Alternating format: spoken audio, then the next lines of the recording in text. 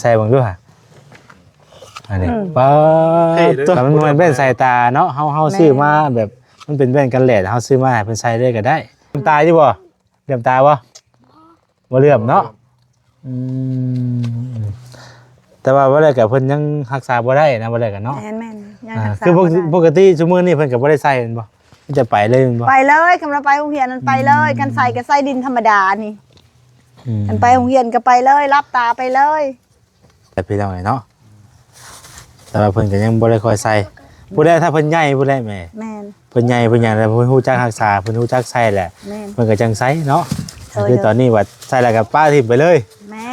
ทิ่มจะใส่ก็เป็นทิ่มอยู่หั่นเลยบางเทื่อก็แกะออกจากลิ้นก็หักหันหักนี่แหละเหตุกรรมไปหาหมอ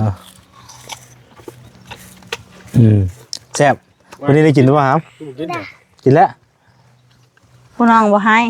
น้องให้ให้ที่ผู้ปันกันหลายหน่วยอยู่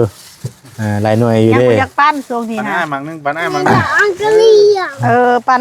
ปั้นได้เลยลูกมาอันนึงเด้ออันไหนเด้ออ่อนหามาได้ปันได้กินน้ำปันกันอะไรกิน2คนได้ไปเฮียนเนาะมือนตาบ่วันนี้คันใส่แว่นตามืนแม่ก็บ่ใส่แว่นตาบ่ได้มืนตาอยากมาเป็นน้องกับนุ่นบ่มื้ออยู่นำบ้าบ่ไปบ่มาบ่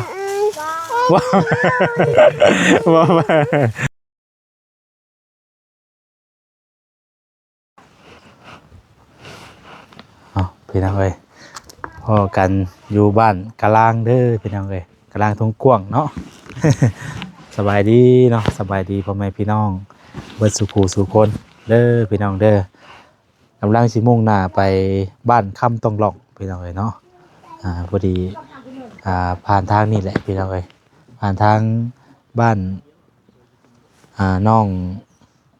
พลังน้อยพี่น้องเอ้ย เนาะน้องผิวขาวหรือว่าน้องผิวเผือกพี่น้องเอ้ยแวะเล่นน้ำน้องเพิ่นก่อนคราวนึงจังสิไปต่อพี่น้องเอ้ยบ่ได้มาทางนี้ล้นเติบพอสมควรตั้งแต่แนวดำหน้าเพิ่นบอกได้ว่าจังไดเนาะในเกี่ยวข้าวพุ่นน่ะเนาะ สบายดีแม่สบายดีเด้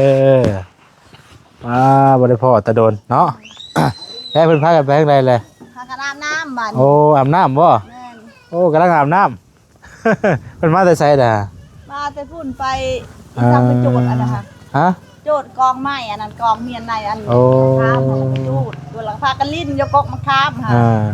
โอ้แต่ละมื้อนี่คือแบบไปลิ้นตลอดเลยเนาะไปลิ้นมื้อนี้บ่ได้ลงโรงเรียนก็ไปลิ้นเลยมื้อนี้เพิ่นเข้าเรียนน่ะบ่เข้าแล้ว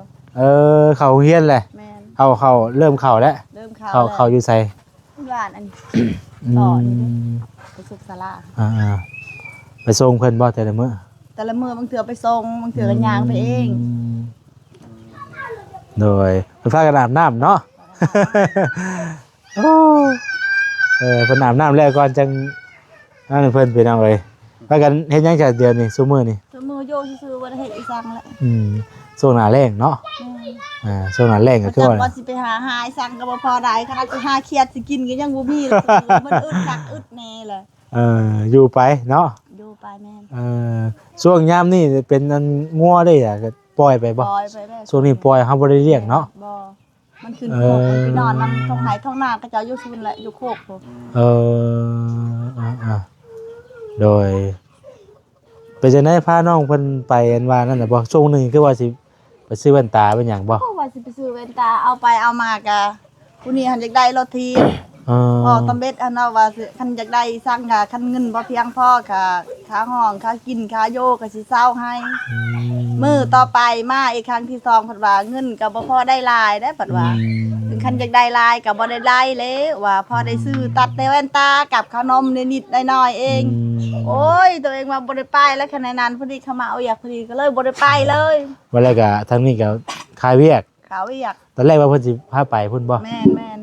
ไปฮอดซิโนเพราะว่าค้ำเพื่อสิตีกลับมันกลับบ่ได้มาบ่ใส่น้ำมาลงมาวันแรกก็เพื่อเฮาไปก็ยังมันค่ำเนาะว่าเพิ่นโดยเพิ่นใส่น้องเองก็นอนฮอนล่าบ่พุ่นนี่ฮะสบายดีป้าลุงก่อนน่ะสบายดีน้องมือสบายดีเบิ่งอยู่นี่จำเบาได้อยู่บ่นี่จำได้เบาหยังเบาเตียงเบาเตียงชื่ออะไรแต่เบาเตียงเนาะ เออโอ้ขึ้นนี่รถเลยเนาะอืมอืม sao tí sao ăn cay tí จับกองเก้า อ่า qua là cọp này cọp ăn cay à, cọp. พี่หล่าต้องมานั่งอยู่พี่ไว้ตัวต้องมานั่งอยู่ลุมพี่ไว้ให้มานั่งใกล้แม่ใช่พี่มานั่งเรียงกันพี่ไว้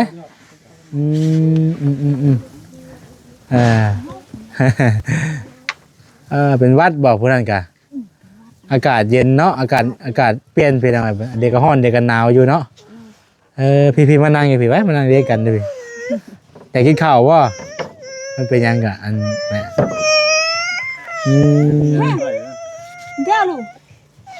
เบิ่งจะน่าไปซื้อขนม เบิ่งเอาได้มาให้กินเบิ่งเบิ่งให้กินนมบ่นี่บ่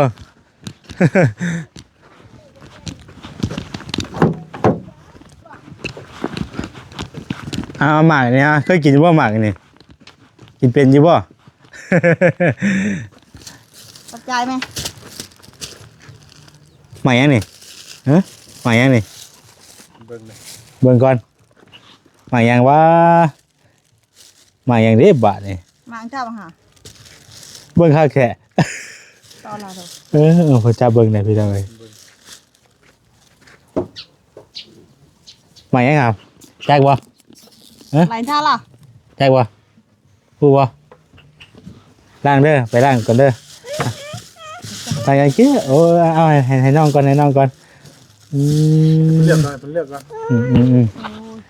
ไอ้ดาวไว้งั้นมาให้จังจ่าบังคับไปเยอะ แบ่งกันกินเด้อ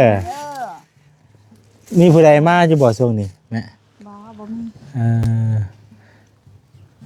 ล้างน้ำกันจะกินได้ลูก บ่กัดบ่กัดเสียมันเลยล่ะ บ่มีปืนฉีดน้ เอาไปล้างให้น้อง ปืนสีน้ำ ำอยากได้ปืนฉีดน้ อะไรปืนสีน้ำเอาไปยังปืนสีน้ เอาต่อดาวทุนนะ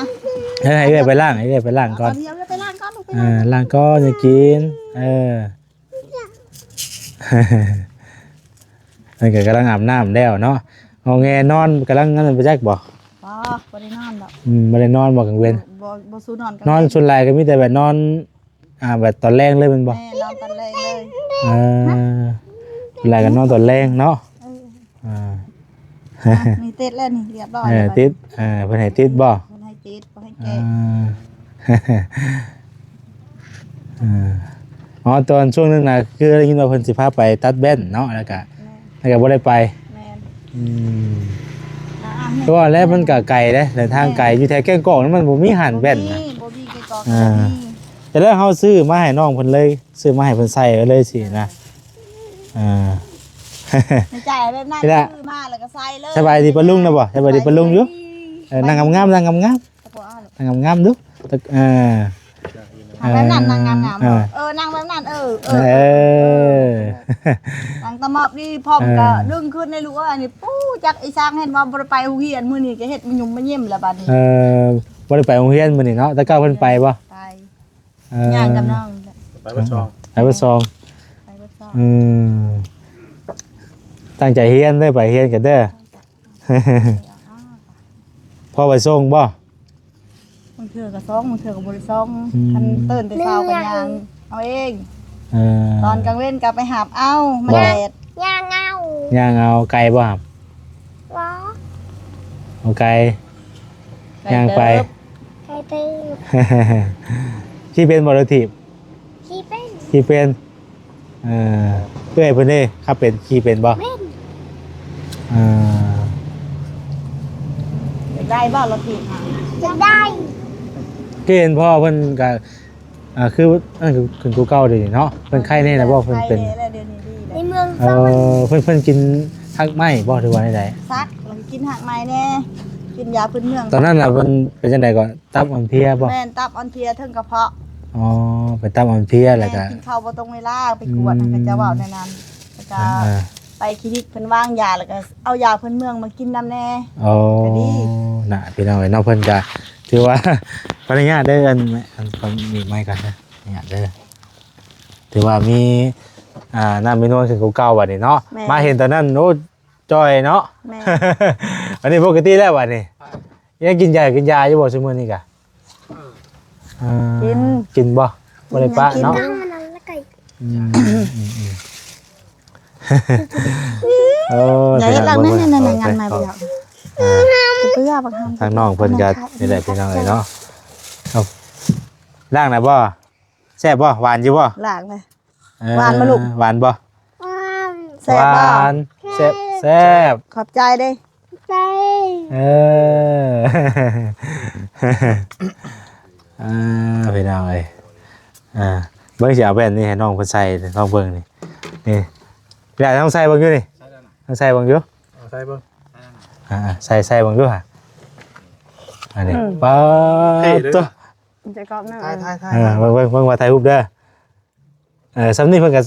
นั่นดูเนาะคำว่าเพิ่นมีก็พอได้ใส่นั่นแหละพี่น้องเอ้ยแบบว่ามันบ่แม่นแว่นสายตาเนาะเฮาซื้อมาแบบมันเป็นแว่นกันแดดเฮาซื้อมาให้เพิ่นใส่เลยก็ได้ แม่น แต่คือจันจุดประสงค์ผู้ใหญ่เพิ่นให้พาไปบ่ตอนน่ะ แม่น เอ ให้พาไปแทกโลดตัดเอาโลด อันนี้ มันจะถึก งามเลยเด้พี่น้องเอ้ย ใช่ครับแม่ เป็นจังได๋เหลื่อมตาอยู่บ่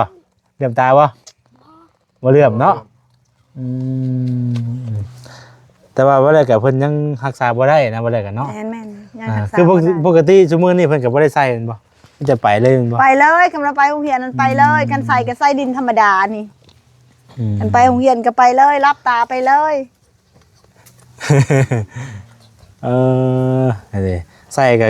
คืออยู่แล้วแหละพี่น้องเนาะแต่ว่าเพิ่นก็ยังบ่ได้ค่อยใส่ผู้ใดถ้าเพิ่นใหญ่ผู้ใดแม่ แม่น เพิ่นใหญ่เพิ่นหยังแล้วเพิ่นฮู้จักรักษาเพิ่นฮู้จักใส่แหละ แม่น เพิ่นก็จังใส่เนาะ เออ คือตอนนี้ว่าใส่แล้วก็ป้าทิ่มไปเลย แม่นทิมจะใส่ก็เป็นทิมอยู่หันเลย เออ บางเทือก็แกะออกจากลิ้นก็หักหันหักนี่แล้วก็หักซะ เออ ไปล้างก็ เบิ่ ลู ง ก แจ้งบ่ล่ะ ไปล้าง เบิ่งแจ้งบ่ไปล้างไปล้างอยู่ไปล้างเบิ่งอยู่ แด ห่า งบ่ใส่แว่นตาให้ลูก งามเนาะใส่แว่นตาก็ไปให้งามเนาะ เบิ่งอยู่ห่า มันอันนี้มันใหญ่ความ ใหญ่ มันน้อย ใหญ่ มันใหญ่ไป มันเป็นเรื่องของผู้ใหญ่เด้ แม่น แต่มันก็มีหลายแบบให้เฮาเลือกที่นะถ้าเฮาเลือกก็ได้เฮาเลือกเบิ่งก็ว่าเฮาไปห้านแต่ว่าแถวเกี้ยงกอกบ่มีห้าน บ่มีห้านบ่มี อยู่ ห้าน ซิโนหลายเด้ห้านแว่น แม่น ห้านแว่นโดยเฉพาะเลยอะนะ โดย หากก็บ่มีหรอกแบบว่าเพิ่นนั่นน่ะมีแต่ว่าเฮาก็ห้านแว่นก็จริงอยู่แต่ว่าเฮาก็ต้องได้แบบว่าไปเลือกเอาคือเก่านะ แม่ มันหลายแบบให้เฮาเลือกที่นะน้องเพิ่นใส่ก็คืออยู่พี่น้องเนาะ เพิ่นแลว่าเพิ่นใหญ่เพิ่นก็เป็นใหญ่เป็นบ่าวเพิ่นก็สินั่นเอง อ่า บ่ นั่ ได้ งลงลูกตะโกบักหามไพ่อันนั้นน่ะ ใช่ครับ จังหวะนี่ เพิ่นมาแต่ไสน่ะ โอ้ยมากัน โอ้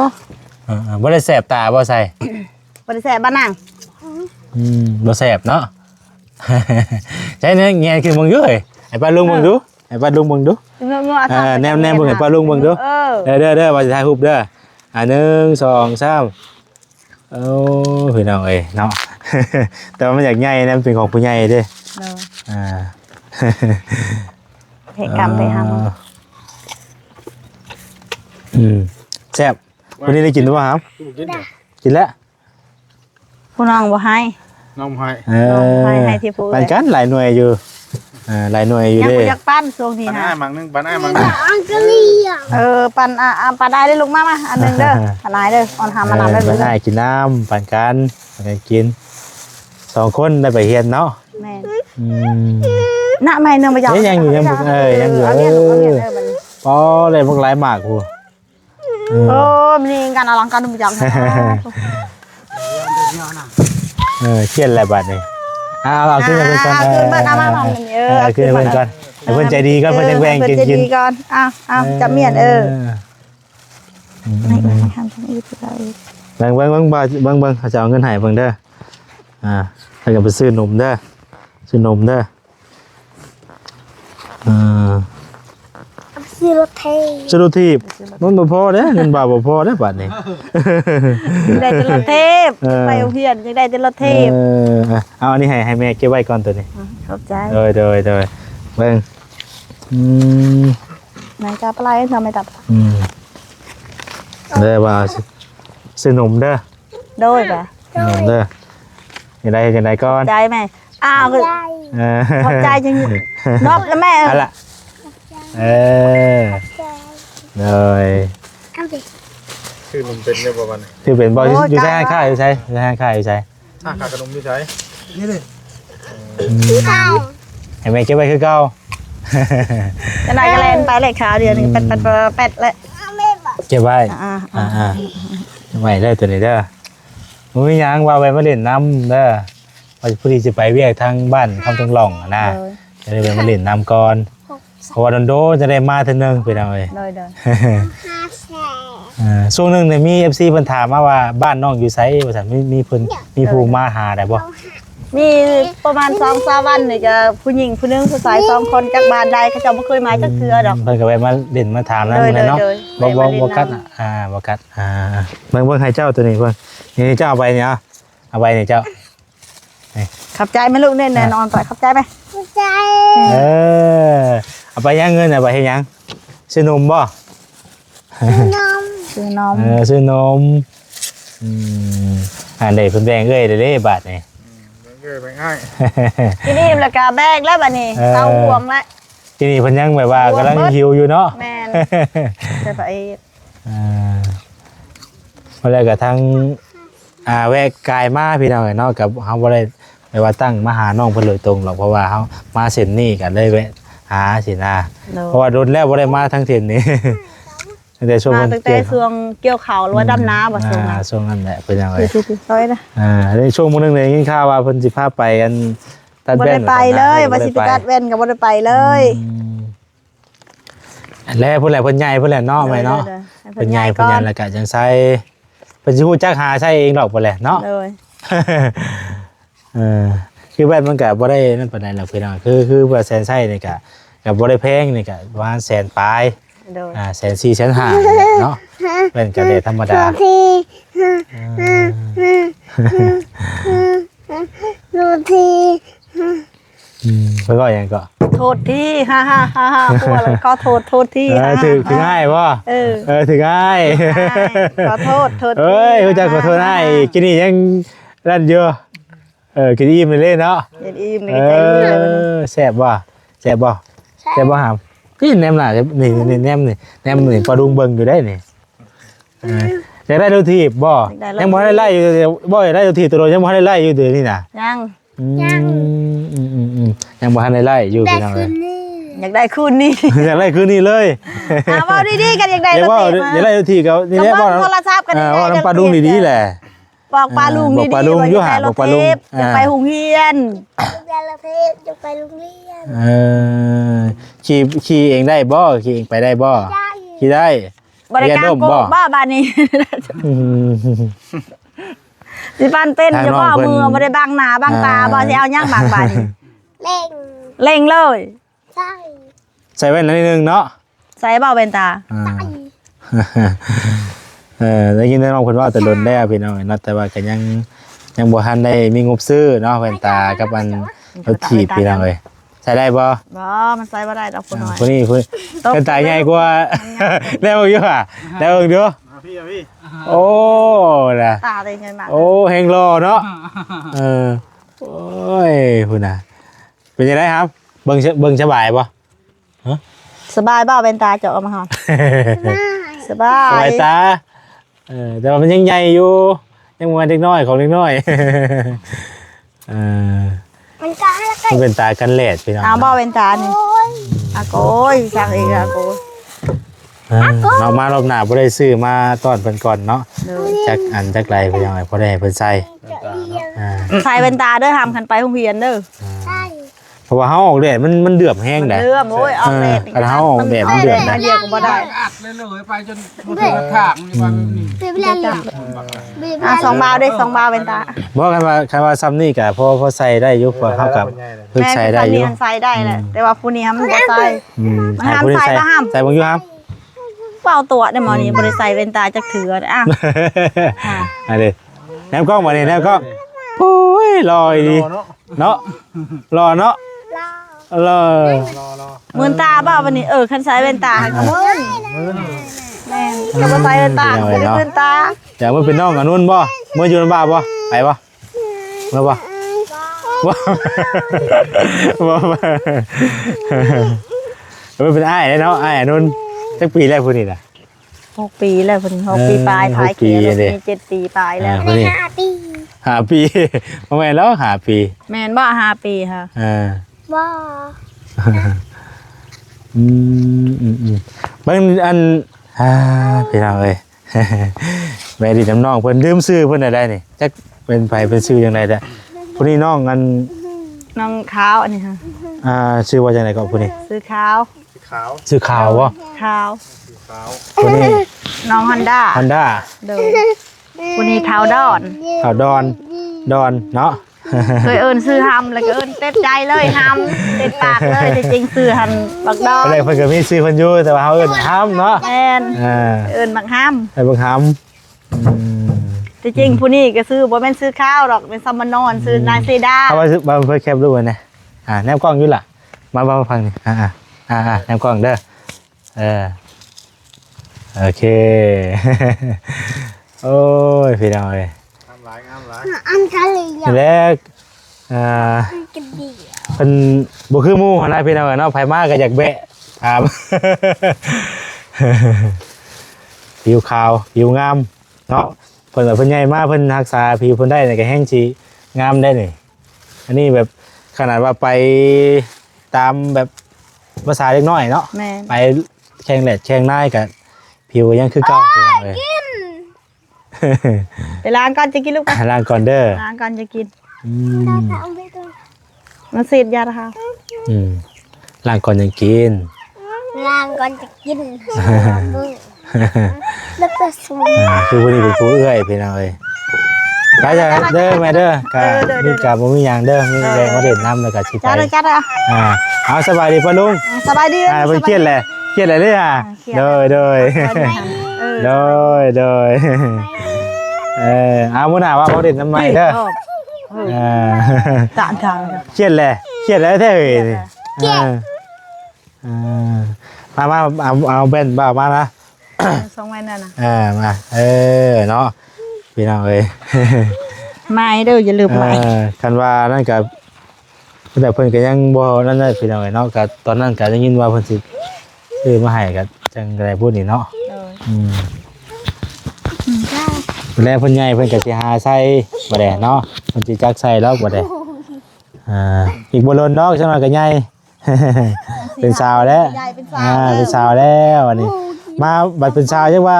บ่จื้อว่าใช่ท่านบ่จัก บ่เจอแล้ว เลยไปป้าก่อนเด้อวันนี้เด้ออยู่ดีมีแห้งอยู่ดีมีแห้งมื้อหน้าว้าวมาเด่นน้ำไม้เด้อถ้าน้องเพื่อน2 คนก็จะได้รถถีบพี่น้องเนาะ อย่าลืมนะ คำว่ามีงบก็จะซื้อมาให้เด้อคำว่ามีงบก็จะซื้อมาให้ อย่าลืมนะว่าวันคักอันนี้ บ่ลืมหรอกคำมีงบซื้อมาก็ซื้อมาให้อีดอกเนาะประมาณคันละล้านเนาะคำว่าซื้อประมาณนี้อ่ะเล็กน้อยซ้ำนี่นะประมาณคันละล้านนี่แหละคันละล้านปลายพี่น้องเอ้ย อย่าลืมหน้าของไทยนะ นี่นะอันนี่แหละนี่บอกป้าลุงเพิ่นอยู่ห่าบอกป้าลุงเพิ่นอยู่ ป้าลุงเราอย่าลืมเด้อป้าว่าอยากได้รถถีบให้ อยากได้รถถีบใหม่เนาะ ลืมแล้วลุงรับเทย อยากได้รถถีบบ่ขี่เป็นอยู่บ่ล่ะ ขี่เป็น ขี่เป็นอยู่ ตาบัง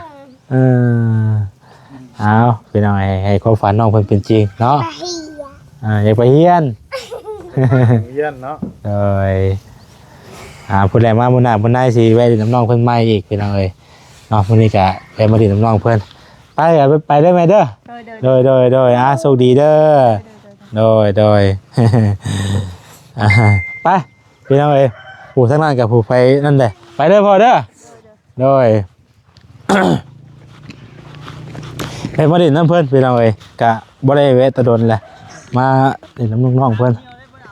ฮะ